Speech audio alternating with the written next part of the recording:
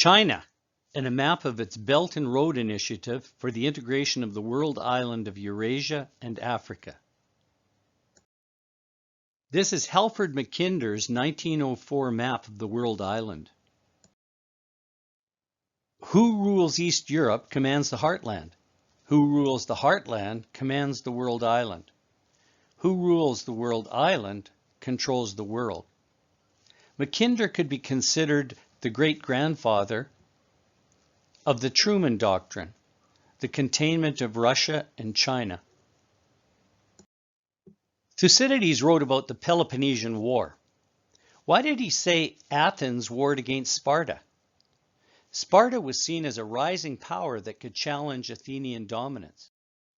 Thucydides' trap describes an apparent tendency towards war when an emerging power threatens to displace an existing great power as the international hegemon. The US and China are in an analogous position today. Snap quiz time. Purchasing power parity, 1980, 10%. 2014, 101%. Two countries disputed this number. The US didn't want to be number 2, and China didn't want to be number 1.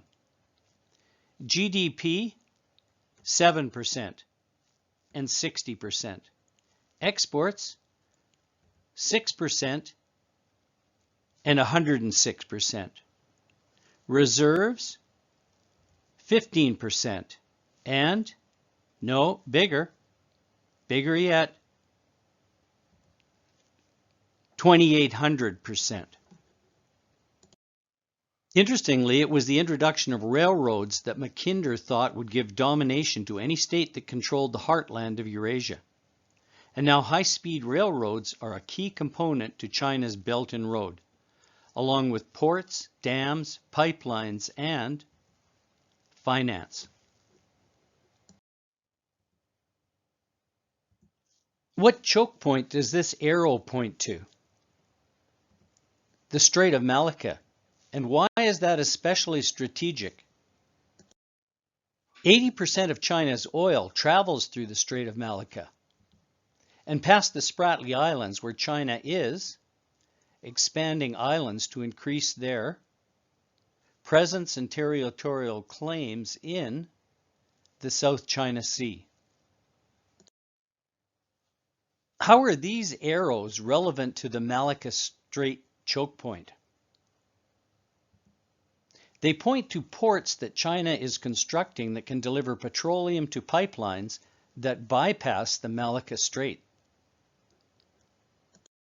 Chaokpayu is a port in Myanmar that will give China access to the Indian Ocean, bypassing the Malacca Strait.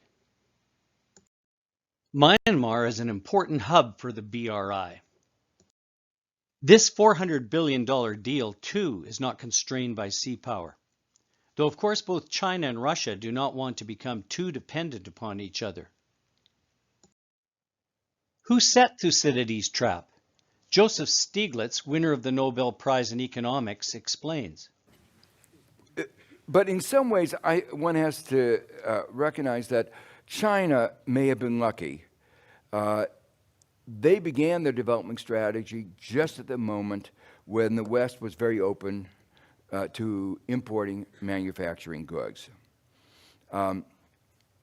It was a moment where, because there were large profit opportunities in the West, that sustained the opening, without regard to the effects on workers the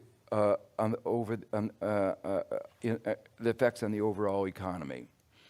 So, in a way, China's success is testimony to the failures of democratic politics in the United States and Western Europe.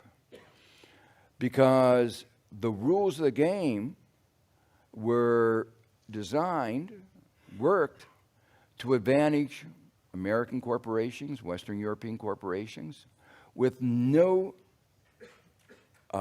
attention paid to the consequences to the workers as the United States deindustrialized.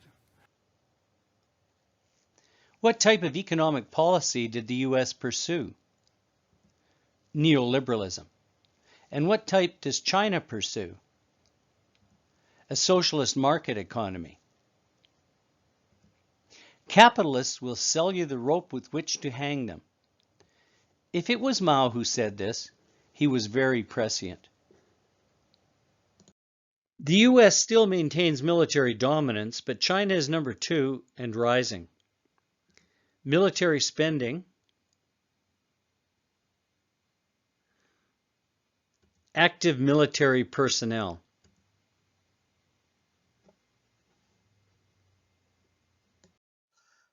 Containing China, creating chaos in Afghanistan, Iraq, Syria, Libya, Congo, Sudan, Venezuela, etc., has, I expect, been detrimental to China's rise. What other strategies has the U.S. employed to counter Chinese strategies, such as the Belt and Road Initiative, including the world's largest trade deal? Obama had a containment strategy for the periphery, trade deals that excluded China. The Trans-Pacific Partnership, a trade deal with the EU, and opening up trade and investment in Africa. Again, the deals will be harmful to the environment and U.S. workers and industrialization. But the difference is that here, capital is perhaps more aligned with realism. It will be interesting to see if Biden resurrects Obama's initiatives. Under pressure, the Reagan administration created the National Endowment for Democracy to take over some of the responsibilities of USAID and the CIA for regime disruption and overthrow. Solidarity with the continuing struggle for freedom and democracy in China. It is still headed by Reagan's appointment, Carl Gershwin. With Reagan's dirty wars in Latin America and Afghanistan, it is rather hard to believe democracy is really Mr. Gershwin's goal. We have to make sure that those who are fighting for freedom all around the world know that we will always stand with you. And likewise, considering Elizabeth Cheney's role in Iraq, that she is really an advocate for freedom. China Aid has worked to expose the human rights abuses in China and is one of the loudest voices calling for the end of China's arbitrary and brutal rule. What do you think? Does the United States government care about the Uyghurs or about containing China? The United States government has a long history of using terrorist groups as proxies. The Mujahideen in Africa and Bosnia, the KLA in Kosovo, the Contras in Nicaragua, fascists in Greece, Gladio in Europe, the Mek in Iran, Al-Qaeda in Libya and Syria, etc. So it is not surprising they have delisted a terrorist group that is fighting China in Xinjiang. This has often portended these groups taking on a more coordinated role. 4 countries in the Pacific region have formed the Quad, an alliance designed to contain China. What do you think? Is practical realism a useful paradigm for the new Cold War against China? Can you see an inconsistency with practical realism, where elites pursued self-interest at the expense of realist policy? So, in a way, China's success is testimony to the failures of democratic politics in the United States and Western Europe.